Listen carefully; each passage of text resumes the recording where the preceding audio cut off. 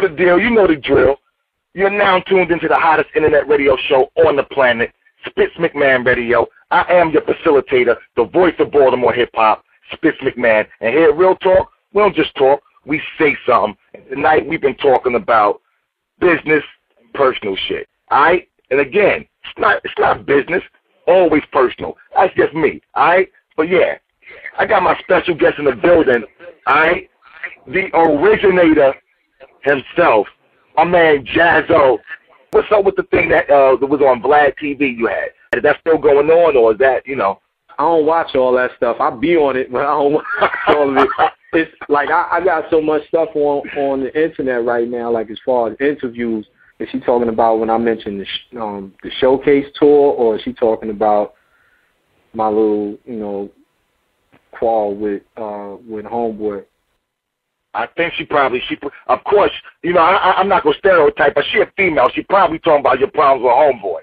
That problem, they ain't really a problem. Like, I take shots, I drop a couple of missiles, you know what I'm saying? Like, I'm going to do that because Homeboy deserves that, you know what I'm saying? And it's not like I want people to understand I'm not angry, but as a former friend, like, I'm very disappointed because you don't expect people to do what you do for them, but you at least expect something. And it's like, it's bigger than me. It's not just me that he kicked dirt on. Like, he did it to like 30 other cats. Like when we first started to do this whole Rockefeller thing where Brooklyn was rolling with cats up in Harlem, and we were making moves together, as a clique.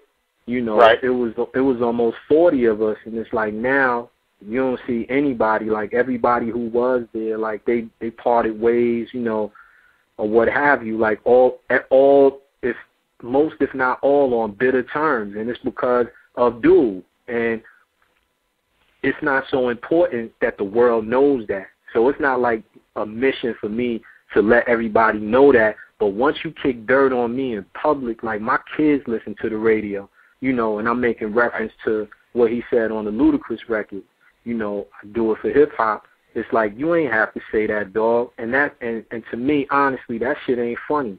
Like, that is something that under a lot of circumstances, a nigga will come see a cat and, do what he got to do, but right.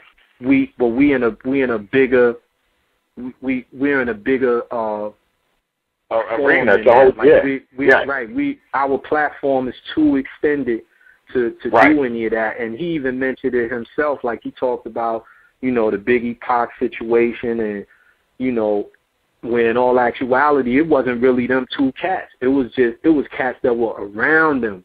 And there were other things, we don't want to go into the whole conspiracy of, what cats really know to be true. Right.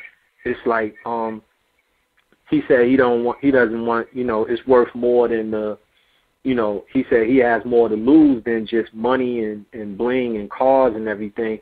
And yeah, that's very true. But his life is not on the line, not on my side. You know what I'm saying? And right. I want to make that known to everybody, no matter what they hear me say, it's not beef, because beef is, I'll look at beef like beef is me behind the car, and I'm looking to see, how many slugs I got left. That's beef, right. But this is right. not beef. This is me setting the record straight for those people who think one way about me or may look at me as a hater.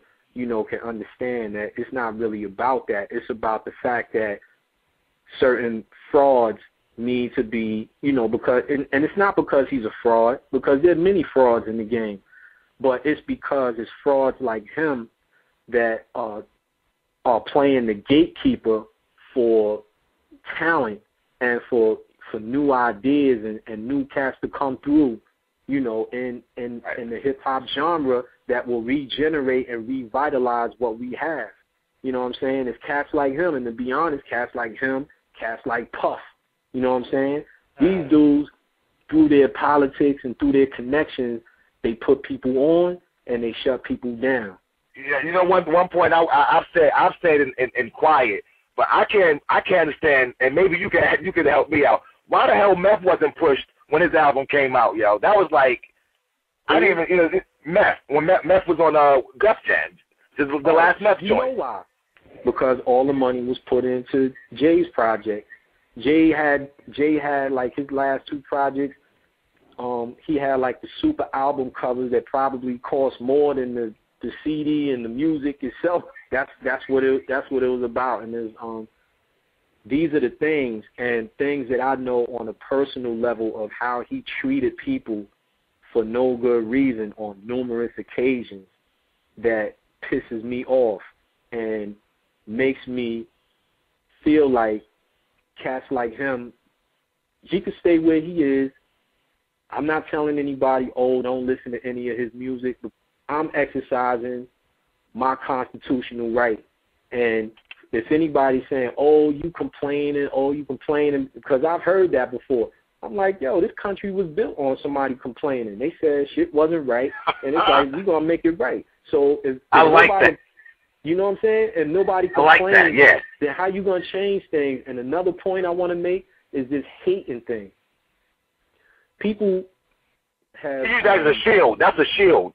Exactly. They use this hate, this word called, oh, you hating, because now what people think is like, oh, I don't want to complain about such and such because people are going to think I'm hating. So it keeps, so it's a social program that keeps people from speaking their mind about things that aren't right.